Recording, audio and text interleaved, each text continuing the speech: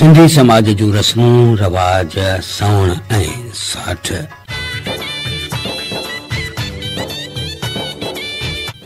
हिन सिलसिले में अॼु असीं ज़िक्र करियूं था पेट वारी औरत जा सवण।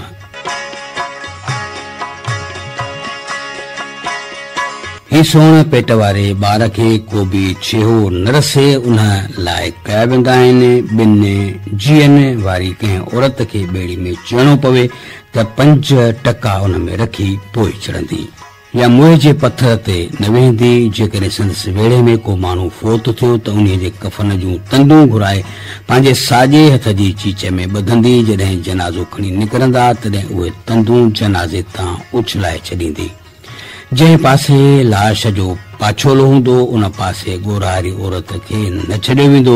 जॾहिं 5 महीनो पेट थियो त उनखे वालून अधु गबु चवंदियूं ऐं उन वक़्तु कुटी कंहिं पीर ते वञी विरहाईंदियूं आहिनि।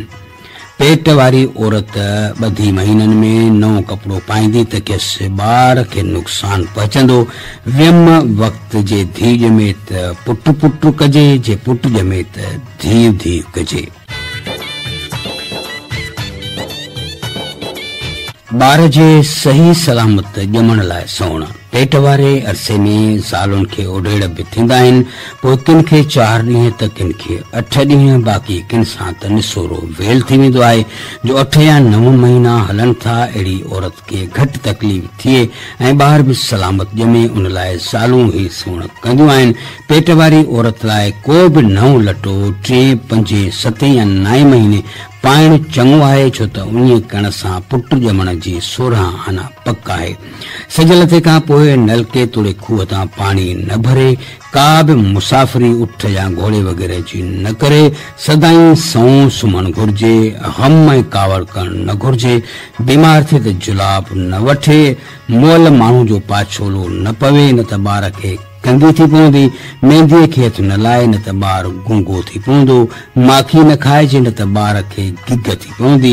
ॾूघी न खाइजे, जो ॿार खे झझरी थी पवंदी।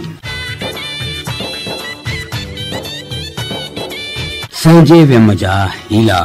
संहिंजे वियम थियण लाइ पेट वारनि औरतुनि लाइ इहे ॻाल्हियूं निहायत ज़रूरी लेखियूं वेंदियूं आहिनि। 8 महीने खां वठी रोज़ानो नेराने 2 निबातूं खाइनि। 9 महीने खां वठी गिहु खाइनि। घटि में घटि 2 चौथड़ा अन्न रोज़ानो सवेर पीअणु। चंड ग्रहण जे या ग्रहण जे असर खे रोकण जे लाइ चंड ग्रहण या सिज ग्रहण वक़्तु पेट वारी औरत खे को बि कमु करणु न ॾींदा, पर खेसि चवंदा त सही सिधी थी सुम्ही पओ। भाईंदा त जे हू कमकार कंदी त पेट वारे ॿार खे नुक़सान रसंदो।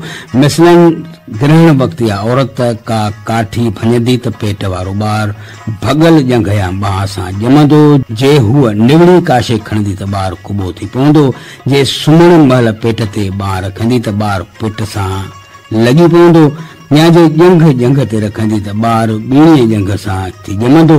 मतिलब त उहा औरत उन्हनि ॻाल्हियुनि जो ख़्यालु न कंदी त पोइ पेट वारो ॿार ऊंधो, मंडो, काणो या ॿिनि ऐबनि वारो ॼमंदो। कंहिं ॿार खे ॼमण वक़्तु को निशान हूंदो या को उज़वो खरियल हूंदुसि, मिसलन काणो या चीचो ॻंढियल ॼाओ, त चवंदा त चंड ग्रहण जो हिसाब आहे। उन करे जॾहिं चंड या सिज वठिजे तॾहिं ॻोढ़ारी ज़ाल ऐं उन जो मुड़ुसु आराम सां सुम्ही पवनि या वेही रहनि, को बि कमु न कनि। जेतर चंड या सिज आज़ाद थियनि। जे अखियूं ॿूटींदा त ॿार अंधो या काणो ॼमंदो। जे औरत लिपो ॾींदी या सिबण जो कमु कंदी त ॿार गूंगो या ॿोड़ो ॼमंदो।